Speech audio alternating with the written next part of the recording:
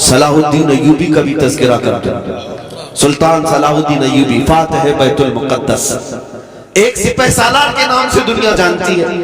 آج انگریز بھی اس صلاح الدین کی تعریف میں رطب اللسان ہے. انگریز بھی کہتا ہے ویسا جرنیل ہم نے نہیں دیکھا. کیوں جانتے؟ انگریزوں کی کتاب میں لکھا ہوا ہے صلاح الدین ایوبی نے 18 سال تک جنگیں لڑی صلیبیوں کے ساتھ، عیسائیوں کے ساتھ، لیکن اس میں لاکھوں قیدیوں کو اپنے ہاتھوں سے آزاد کیا. آزاد کرنے کی عادت بہت زیادہ تھی. کس کی؟ صلاح الدین ایوبی کی. شہادت ہے مطلوب و مقصود مومن، نہ مال غنیمت نہ کشور کشائی. ایک عاشق رسول کا جو مقصود ہوتا ہے نا، وہ یہ نہیں ہے کہ صرف گردنیں اڑانا ہے. اس کا مقصود جو ہوتا ہے وہ اللہ اس کے رسول کی رضا. صلاح الدین ایوبی کے ساتھ ایک وقت ایسا بھی آیا جب آپ بیمار ہو گئے. اس بیماری کے عالم میں مسلمانوں کے ایک قافلے پر ایک عیسائی جرنیل نے حملہ کیا. برنس نام تھا اس کا. اس نے حملہ کیا اور سارا مال لوٹ لیا، کوڑے لگایا. عورتیں بھی تھی، بچے بھی تھے، اور بھی لوگ تھے. لیکن مارتے مارتے اس ظالم نے کیا کہا تھا جانتے ہو؟ اے مسلمانوں، پکارو اپنے محمد کو، محمد کو بلاؤ، کیوں تمہاری مدد کے لیے نہیں آتا؟ معاذ اللہ رب العالمین. جب وہ اس طرح کے تانے دے دے کر کے مال لوٹ رہا تھا اور سارے لوگوں کو نہتا پا کر کے مار رہا تھا، لٹا ہوا قافلہ، یہ تاراج قافلہ جب واپس لوٹا تو صلاح الدین ایوبی سے شکایت کی کہ سلطان اسلام ہمارے ساتھ ایسے معاملات ہوئے. یہ وہ حالات تھے جب صلاح الدین سخت بیمار تھے، جس کو مرگ الموت کہا جاتا ہے، یعنی موت کی بیماری، مرگ الموت، موت کی بیماری جس کو کہا جائے.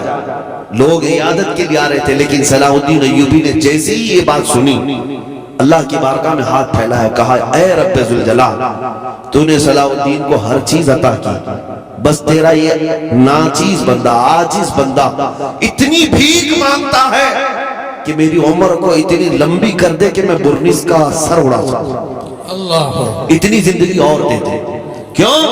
اس لیے کہ نبی پاک صلی اللہ تعالیٰ علیہ وسلم کو اس نے تانا مارا. مومنین سے یہ کہا نا کہ محمد کو بلاؤ. صلاح الدین ایوبی بیماری کے عالم میں یہ دعا کرتے رہے. 2.5 سال کا عرصہ گزرا. 2.5 سال کے بعد آپ شفا یاب ہوئے، صحت مند ہوئے، اور اس کے بعد کھڑے ہوئے اور تلوار لے کر کے نکلے.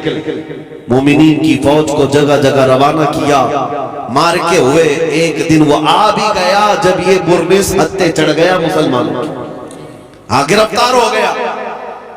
اور مسلمان جب فاتح کی حیثیت سے بیت المقدس میں آئے اور اس برنس کو پکڑ کر کے لائے. صلاح الدین ایوبی کی عادت تو تھی کہ گرفتار قیدیوں کو روز آزاد کرتے تھے، روز آزاد کرتے تھے. اس دن بھی جتنے قیدی آئے تھے ان میں سے اکثر کو آزاد کیا. جب برنس کا نمبر آیا، اس نے کہا اے صلاح الدین، تمہاری عادت تو ہمیں پتا ہے کہ تم گرفتار قیدیوں کو معافی کے بعد آزاد کر دیتے ہو، میں بھی معافی مانگتا ہوں، مجھے اپنے وطن جانے دے دو. صلاح الدین ایوبی نے ایک تاریخی جملہ کہا، اے برنس، اگر تجھے میں معاف کر دیا تو اللہ کا عذاب مجھے گرفتار کرے گا، میں اللہ کے عذاب میں گرفتار ہو جاؤں گا.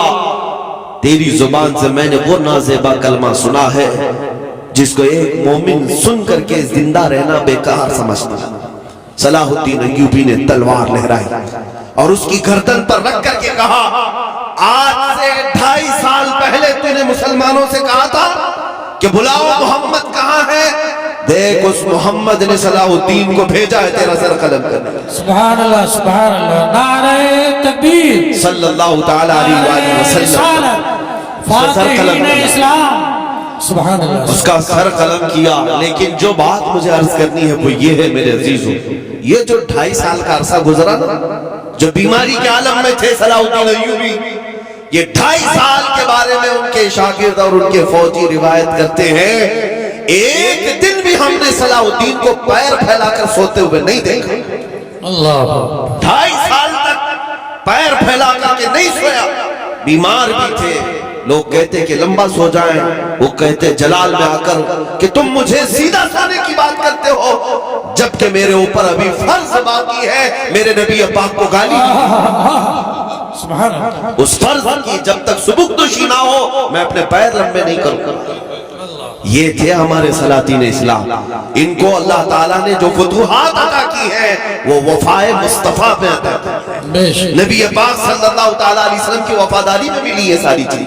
عزیزان گرامی وقار، آج میں آپ سے بھی یہی کہتا ہوں، طاقت و قوت جمع کرنے کی کوشش میں اپنے وقت کو صرف نہ کرو، بلکہ جوانوں سے میں صرف اتنی بات کہوں گا، کسی دن کھڑے ہو جانا، کسی دن کھڑے ہو جانا، آنکھ بند کر کے اپنے نبی پاک کو حاضر و ناظر سمجھنا اور کہنا یا رسول اللہ، دنیا میں بہت تھک چکا، رنگینیاں رعنائیاں دیکھ کر کے میں گمراہ تو بہت ہوا، لیکن اب جو چلوں گا تو صرف آپ کے قدموں کے پیچھے چلوں گا. سبحان اللہ. پھر دیکھنا کہ رسول اللہ صلی اللہ تعالیٰ علیہ وسلم کی عنایتیں آئیں گی کہ نہیں آئیں گی، اس لیے کہ وہ رسول نہایت غیرت مند رسول ہے، غیرت مند رسول ہے.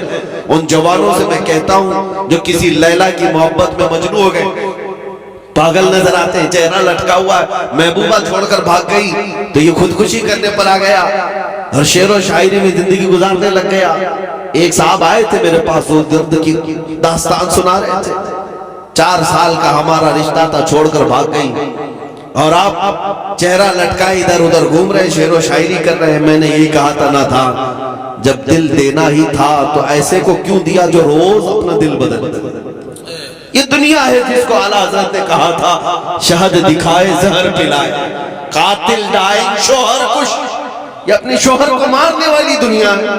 تم کو دل دینا ہی تھا تو ایسی لیلا کو کیوں دیا جس کا تمہارے تعلق سے کوئی ایسا خیال نہیں ہے. میرے عزیزو، ایک دل اللہ نے دیا، کاش اگر در مصطفیٰ پر رکھا ہوتا، تاجدار مدینہ کے ہاتھوں میں دیا ہوتا. میرے مصطفیٰ کی غیرت اتنی ہے کہ تمہاری آخری سانس تک وہ کبھی تمہارا ہاتھ نہیں چھوڑتے. دنیا تو دنیا ہے، قبر میں بھی جاؤ گے، منکر نکیر بعد میں آئیں گے، تمہارے مصطفیٰ پہلے دن.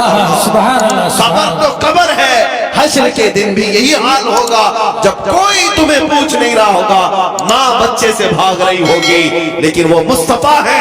فرماتے ہیں قیامت کے دن تم دیکھو گے میرے کندھے پر چادر پڑی ہوگی اور چادر کھسک کھسک کر گر رہی ہوگی. ایک ہاتھ سے میں اپنی چادر سنبھال رہا ہوں گا اور دوسرے ہاتھ سے اپنے امتی کو پکڑ رہا ہوں گا. جنت میں جانے تک کی ضمانت ہے میرے مصطفیٰ کی. وہاں دل دیا ہوتا تو چہرہ لٹکائے ہوئے نہیں گھوم رہا ہوتا اور دنیاوی مجازی عشق میں شعر و شاعری نہیں کر رہا ہوتا. اگر اس دربار میں دل دیا ہوتا تو پھر فخر سے یہ کہتا، جان ہے عشق مصطفیٰ روز فضو کرے خدا، جس کو ہو درد کا مزہ ناز دوا اٹھائے کیوں. آؤ عاشقوں کو سنو، بریلی کا عاشق کہتا ہے پھر کے گلی گلی تباہ، ٹھوکریں سب کی کھائی کیوں، دل کو جو عقل دے خدا تیری گلی سے جائے کیوں. عزیزان گرامی وقار، یا رسول اللہ، لبیک یا رسول اللہ، لبیک یا